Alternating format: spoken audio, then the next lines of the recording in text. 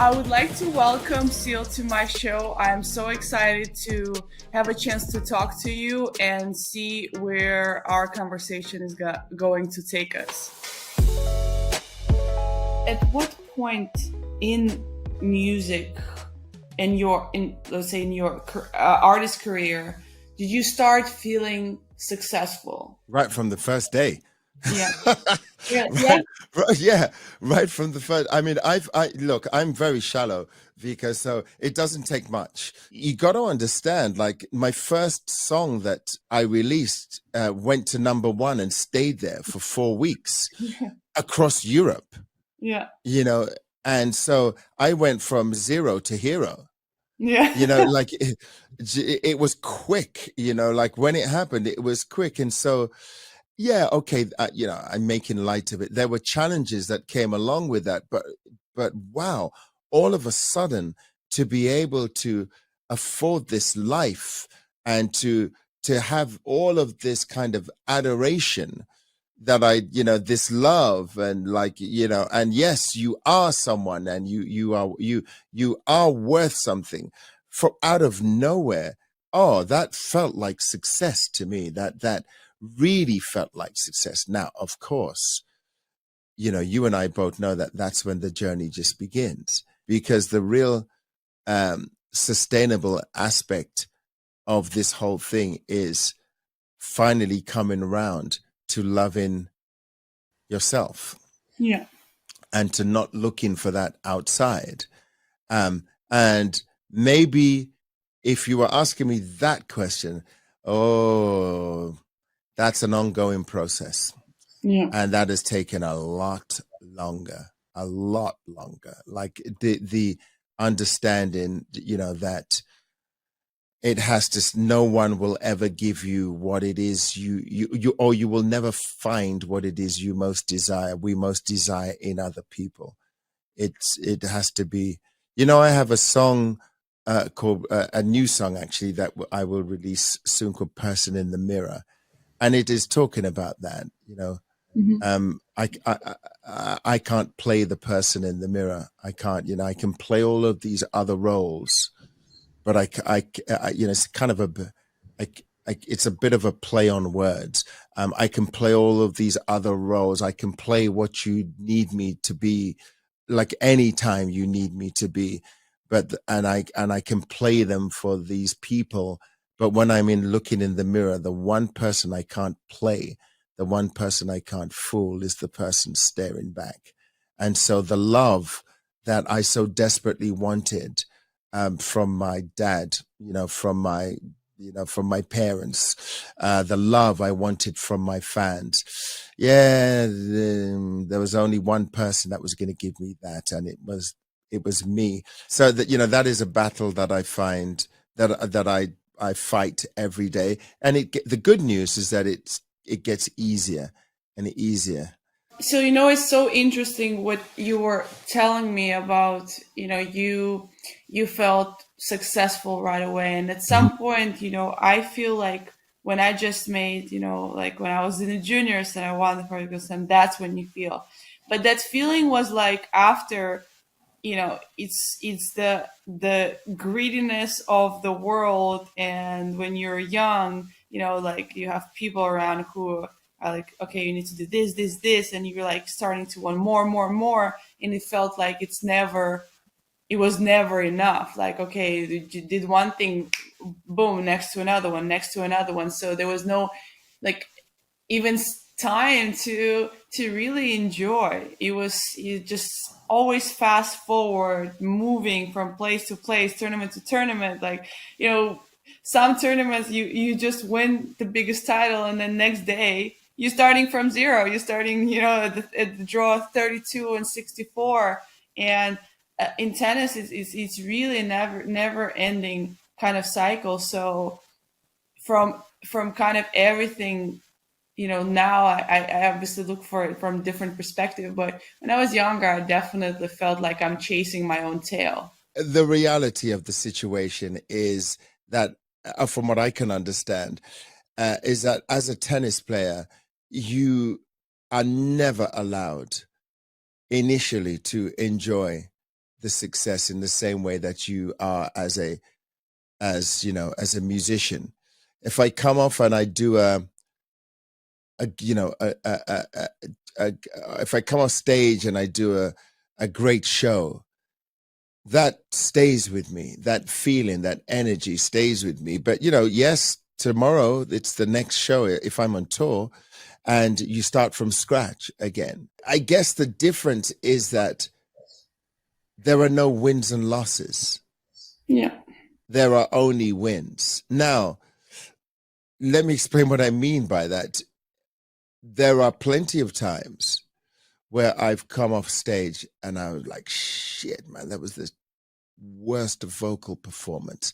Oh man, I let my nerves get the better of me. Oh God, like how long have you been doing this? But then there has to be that. There has because it means that it all means something. It means that you care about it. It means that you still have the burning desire and the drive and the respect for the medium to go out and do your best. I'm pretty sure, Vika, like, you know, there's no way you can tell me, right, that when you served at championship point the first time round, like in 12, the first time when you did it, the feeling and the relief of it, even if it was like you were back in the gym the next day, but that moment where it was like, yes, all of those hours in the gym, all of those, all of that drilling, all of the frustration, all of the doubters, including myself at times in my darkest moment, all of those things, it was all worth it for this moment. I did it. My first Grand Slam, my opponent hit the net.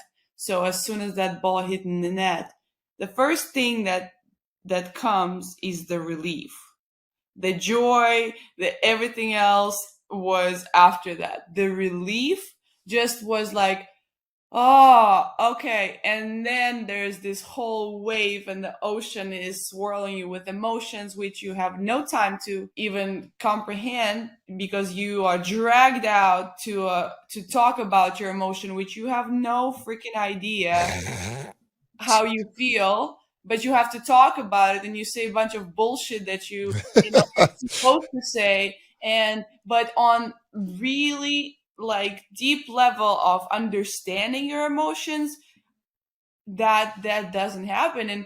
And one of the things we talked a little bit about earlier, when people say, I've seen this so many players saying, I cannot believe I'm here. And I was like, how? I can't understand that. I know I'm gonna be there. I believed them.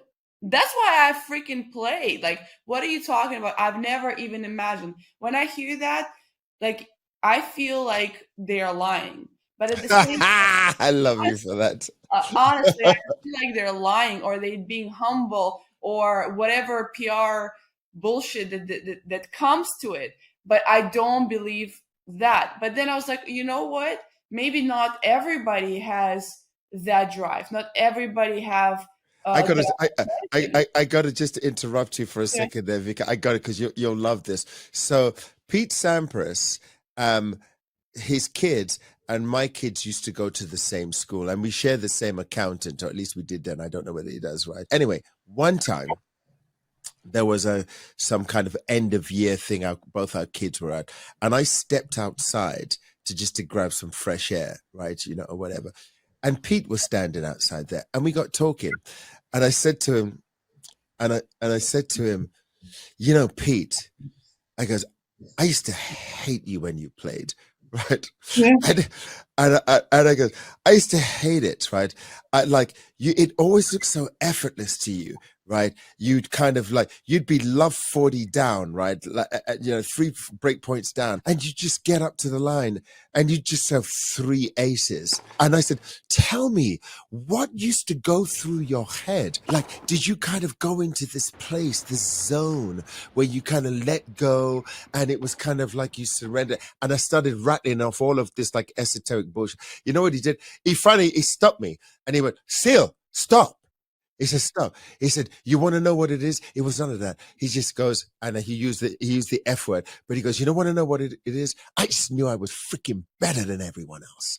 I just knew that they did not deserve to be on the same court as me, right? I knew that I was better than everyone else. He goes, and one day I walked on the court and I knew I wasn't. And that's when I quit. But like it's to your point where you say that people, I can't believe I'm here. As humble as, yeah, I get that too. I mean, and kind of Pete confirmed it. And I think in order to do what you do, in order to you know to defend your title, particularly the second time back to back, to me that's harder when you got the target on your back. In order to defend it, I think there has to be, I deserve to be here, right? I am the rightful, this is mine. You are going to have to take it from me because I am better than you. I wanted to ask you something that is very fascinating to me to understand. I'm actually currently in my off season, so I curve out the time to work on specific things I can implement to my game. So this is really like a workshop time for everybody. How do you do that with your process in music? Do you curve out time? Does what the time where the inspiration comes? How is the process works for you? Well, there used to be deadlines, but now the industry, the whole entertainment industry in this digital world and this world of diminished returns and no physical inventory, and in the different way that people make music and the different way that the public receives music. There used to be deadlines, and there would be, much more of a schedule. But now there isn't really an off season for me, Yeah.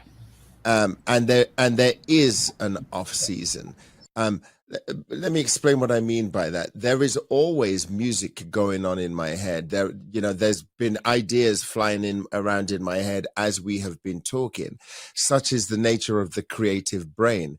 It's in fact, I do things like play tennis or snowboarding or cycling.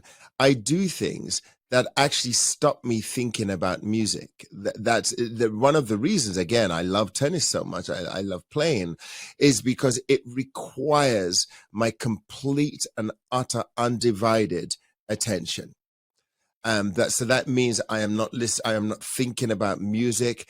I am thinking about shit, hip rotation, contact point. Uh, okay, I am thinking about like looseness. I am thinking about moving my feet, my feet, my feet. Like I'm thinking. I am not thinking about music. What is noise to people is melody and rhythm to me, and eventually it finds its way uh, in a song. That's I and don't ask me how that happens, it just does. So, but then, in terms of the actual physical schedule of it, yeah, I write when I feel inspired. Now that can come at the most inopportune moments. It could be like, when I'm out to well, there's not much being out to dinner these days, but again, Yeah. but it has happened when I be in a restaurant. So, oh, sorry, I gotta go. And I'll come home and I pick up the guitar and I'll start writing, or I'll be, watching a movie with friends, or what have you. And then, yeah. And I'll sort of disappear. I'll feel the urge to go and do something. And that's the kind of sort of weird and wonderful, unpredictable world of a singer songwriter. But it's funny that when I play tennis, or when I'm snowboarding, those are the few places I don't feel creative. I will feel creative as a result of, Hmm. but even now when I'm thinking about tennis, like now I can hear in the ball, there's a rhythm to it. But mind you, I suppose there has to be because, like when you're listening to the ball, that, I've always, tennis started to become, I started becoming really fascinated and obsessed with tennis when I stopped looking at it as though it were a sport. When you do that, you realize that it's a dance and Hmm. there's a rhythm and there's a pattern. It's very much like, it's no different from, let's say, a ballet dancer, or it is no different from a dancer, or even boxing. It's the same. It's like it's a pattern and it's a rhythm.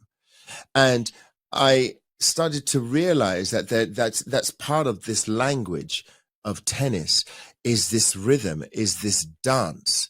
And it's actually when you are out of that rhythm that things start to go wrong.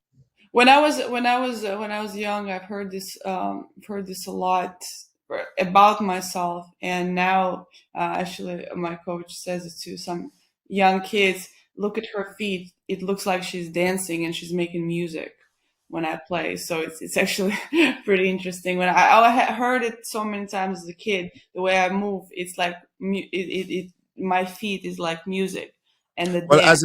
as a musician, I can confirm that it is. It's no, it's a dance, and again, it's one of the things that draws me to what I consider to be the world's most beautiful game.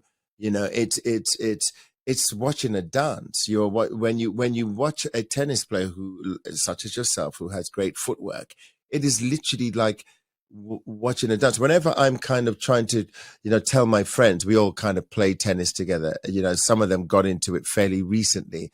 And when I'm scouring the internet and sending them, video clips of it, of tennis players, yourself included, I go, look at the feet. I go, look at try and, I sometimes, I'll try and put like a something on top of the screen and I'll move it so that they can't see what just look at. I can do that without doing that, but when I'm trying to illustrate to them, I go, just look at what the feet are doing. You realize it's a pattern, it's a dance, and we talked earlier off camera about the similarities between um, music or singing Hmm. and tennis. Oh my God, there are so many similarities. Singing is a game of efficiency, achieving more with less. Tennis is the same thing. Exactly. It's you are trying to achieve more with less. You know even when you look at somebody like Nadal, who the perception is that he's a very physical player and then even when you look at someone like yourself, right, your perception is that you're physical, it's your will, it's your grit, and like you are muscling your way to victory. I would beg to say, David, that that's not the case. It That's may not look, it absolutely. may, it may look like that, but in actual fact, you are very languid and you are very loose. And that racket that looks like you're holding it so tight, you're not. I bet you if I came up to your hand and pulled your racket out of the hand, it would just go like that.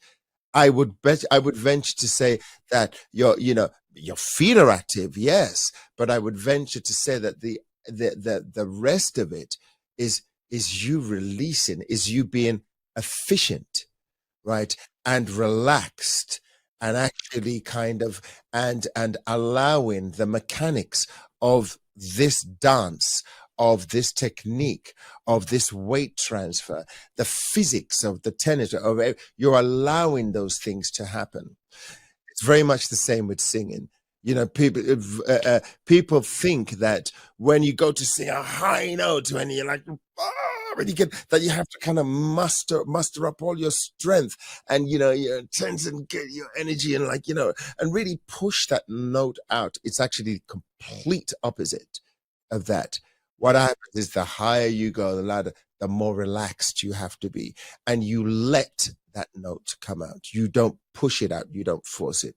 You release it. you are perfectly describing a shirt, kind of, I think, term that is used is easy power, right? Is Mhm. developing that easy power, and dissociation of your feet compared to your upper body is the hardest connection for a lot of people to do. To make.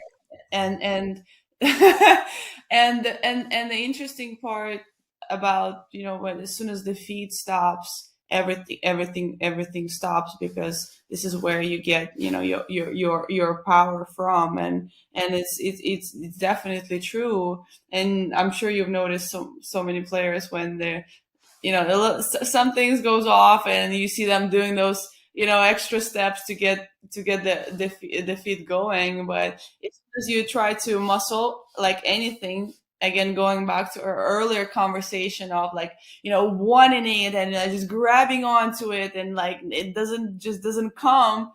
And once you kind of surrender in your words, to the moment, to the situation, you let go. It's almost feels so simple, Mhm. but it is So that evasive, that so hard. difficult. The Yeah. simple things are the hardest things. And when I go on the court, and I tell myself, just pick two, three things. You don't need more. You don't need to think about too many things. Then it becomes more complicated. It starts to be muscling. It starts to be, contracting. Just pick a couple things, have it as simple as possible. And I'm I would think that this when there's a video. I think they did a Federer on clay, just his feet. It's like a close up, amazing video. I think it's like a minute long of a point or whatever. It's just his feet, like with an amazing quality. So Mhm. that's, yeah, I've seen that, and it's like poetic justice. Mm. Feeling that comes to it, but At your level, there are amazing degrees of that. You cannot be anywhere near your level unless you have degrees of that, that poetry that you just described, that dance, that rhythm. And again, it's one of the things that I that fascinates me, about tennis, about this world's most beautiful game. It's an allegory for life. You can draw so many parallels from tennis to singing to life in general. It's all there. It's all connected. Those people who navigate through life effortlessly, you know they're not resisting. It seems like they're just like gliding through life. You can see it on a tennis court. They call it the zone on a tennis court. Oh, she's really in the zone now. Now what's happened is you've just let go. I've been asked, like, and I've heard a lot of people talk about being in the zone, and I'm not sure that a lot of people really actually talk too much, because at least in tennis, I felt like people trying to avoid that because they feel like they're gonna give out this, The secret. the secret that they're gonna use against you, and you're like, all right. And I've heard these people say this. I just try not to think about anything. And I said, how in the F word is that possible? How are you, if you're not the master yogi that, is a whole different dimension of the mind body connection? How are you able not to think about anything? That's impossible. And I'm pretty sure by, some PR manager or something, that the Mm. media training, whatever I've done, I've said that. So if somebody, for God whatever reason, finds that clip when I say I said bunch of bullshit, uh, but the real feeling that I've had being in what people call zone, Mhm. for me, is when I play music in my head. This is where I start. Ah. I have a song playing. It's not the song like a hit. It's the melody. It's the melody and it connects. I don't hear anything outside. It's just here. It's music. That is my like the real feeling of me being in the zone. How you get there? I think there's not one recipe. There's not one way to get there, but that is the true moment of being in the zone. And you, I definitely have thoughts, but they're quiet by the sound, the rhythm, the music. And that's addicting. That's definitely addicting, like the thrill. For me, the thrill of winning. Mhm. It's an addiction. It's a drug. And what we kind of talked about before, it feels like it's never, sometimes it gets to like it's never enough, or it's too quick.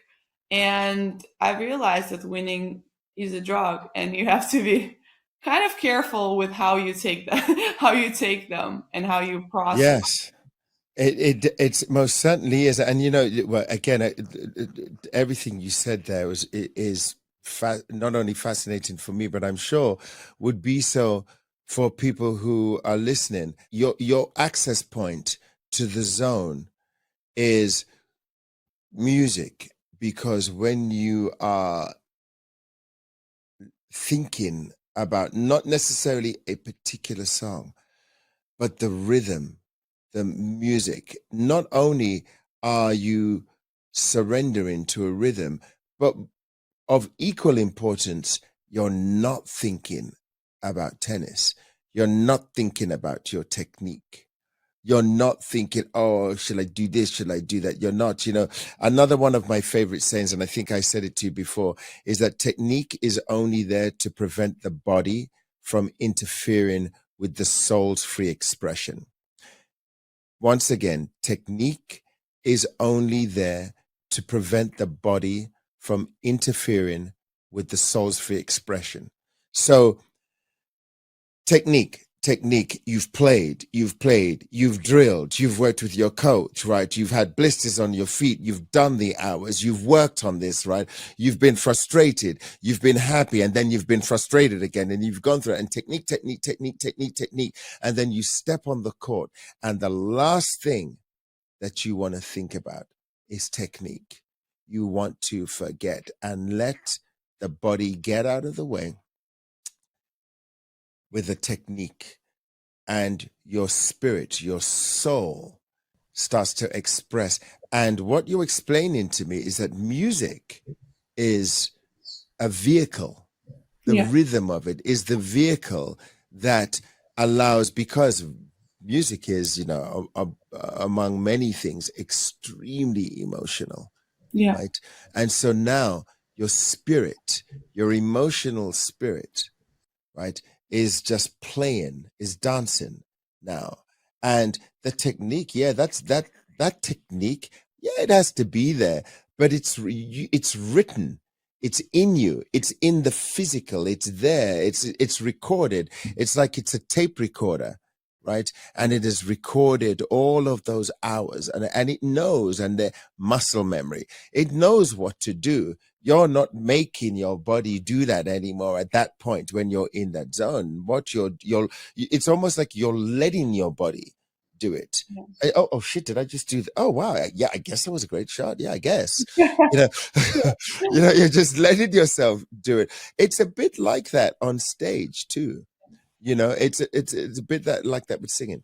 does it happen to you with lyrics? Like, do you kind of think about notes, think Yeah. about the lyrics, Yes. or it's again like that surrender Okay. of the body spirit? Okay, well, that's a great question. Lyrics. How do I write lyrics? Okay, how do I write? If I come up with a piece of music in the studio, if I play a piece of music, or there are a sequence of chords, and I kind of have a melody in my head but no lyrics, one of the first things I do, right, is I try and do without doing. So I don't know what I'm going to sing. Sometimes I don't even have the melody. I don't know what I'm going to sing.